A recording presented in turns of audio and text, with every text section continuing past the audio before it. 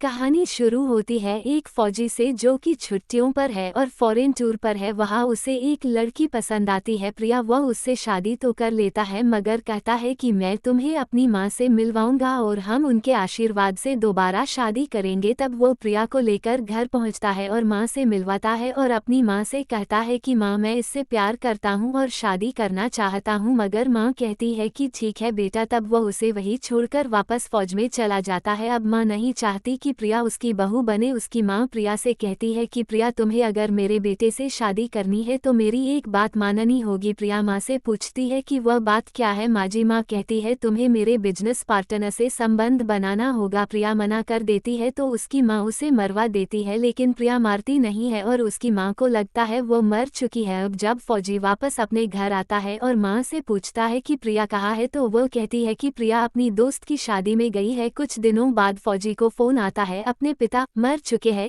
कि दोस्त का। वह उसे बुलाते हैं। वो उनके पास जाता है। तब वे बताते हैं कि कुछ लोग इस लड़की को मार रहे थे और इसे दफन कर दिया है मगर मैं ये देख रहा था तब मैंने इसे उस गड्ढे से निकाला और अस्पताल ले आया और यह अपना नाम प्रिया बता रही है और तुम्हें अपना पति बताती है। प्रिया की प्लास्टिक सर्जरी हो चुकी है इसलिए फौजी उसे पहचानता नहीं। वह कहता है कि यह प्रिया नहीं है, प्रिया तो अपनी दोस्त के यहाँ शादी में गई है। तब वो कहती है मुझे पता था कि तुम यकीन नहीं करोगे इसलिए मैंने अस्पताल में एक नर्स को ये हादसा बताया है। तब वो फौजी कहता है चलो मुझे उससे मिलना है। तभी लड़की की माँ के उसके नौकर यह बात सुन लेते हैं और उस लड़की को मरवा देते हैं। अब वो कहता है कि और कोई सबूत है तुम्हारे पास। तब पिता के दोस्त कहते हैं तुम्हारे पिता की मौत भी हादसे में नहीं हुई थी, इसे हादसा बताया गया था मगर पोस्टमार्टम में जहर देकर मारा गया। ये लिखा था शायद हमारी मदद पुलिस तुम एक अस्पताल में नर्स हो, तुम्हें मार दिया जाता है पुलिस कर पाए। तब वह पुलिस के पास जाते हैं। पुलिस उन्हें बताती है कि हाँ तुम्हारी माँ ने ही तुम्हारे पिता को मारा है। तब भी फौजी को यकीन नहीं होता।